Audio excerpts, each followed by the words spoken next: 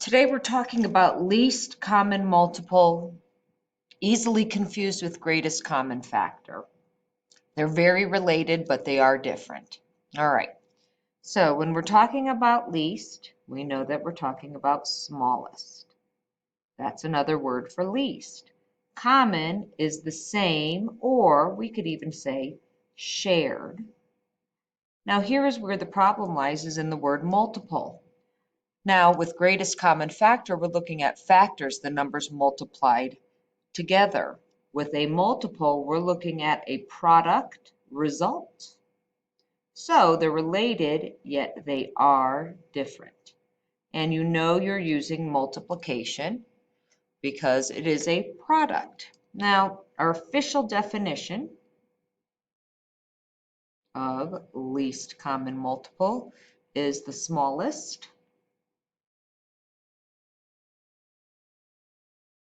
positive number that is a multiple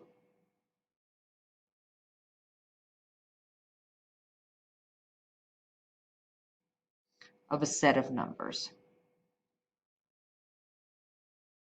That means it can be 2, 3, 4 numbers, whatever. Okay, so we're going to get right into it and look at the three different methods. The three different methods are very similar to what we've learned for greatest common factor. Okay, so method 1 is your factor tree. So what we do is we need to find the least common, we're going to give two examples so you can see how it works. The least common multiple of 15 and 60. So we make factor trees.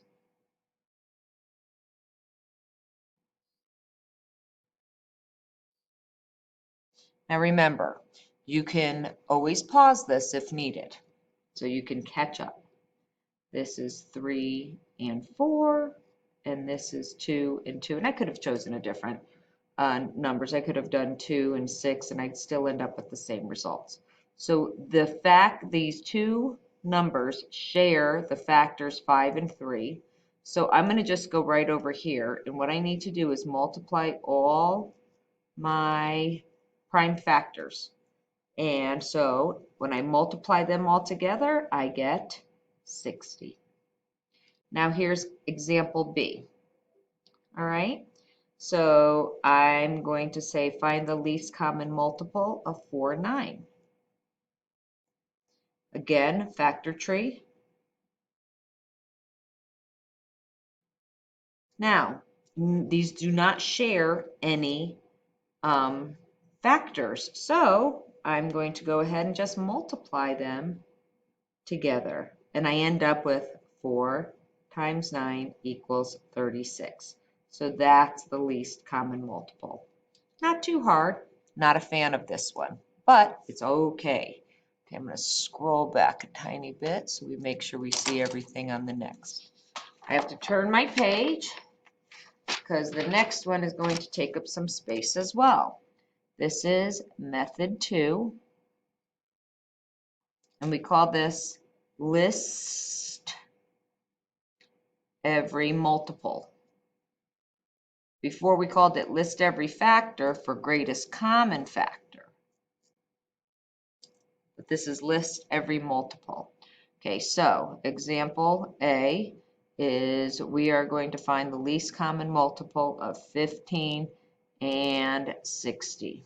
Okay, so I write my numbers and I start listing multiples, not factors. With greatest common factors, there was a finite amount of factors for each number. These are multiples. They go on to infinity. So 1 times 15 is 15. 2 times 15 is 30. 3 times 15 is 45. 4 times 15 is 60. I stop there because I know 1 times 60 is 60, and there's my least common multiple. Hey, not too bad.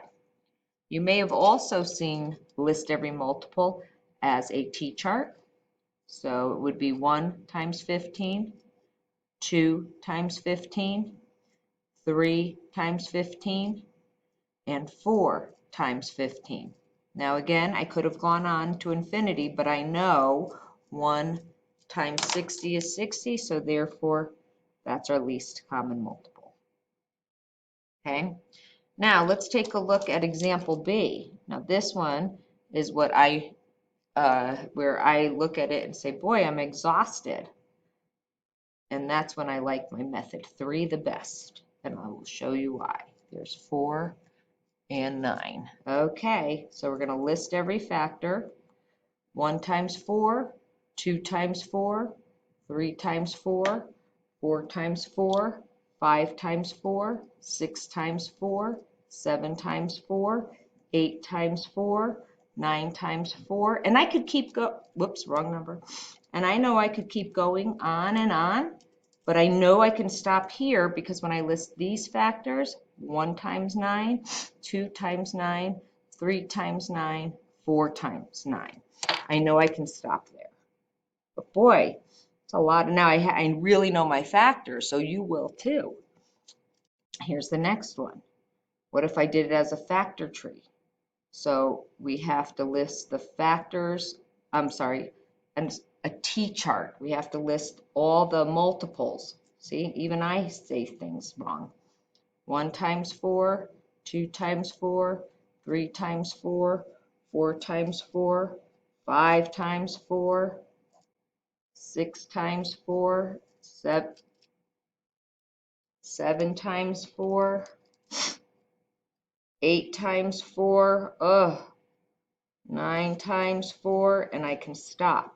That's a lot of listing. I can do it though. 1 times 9, 2 times 9, 3 times 9, 4 times 9. And if you prefer to do it this way, have at it, folks.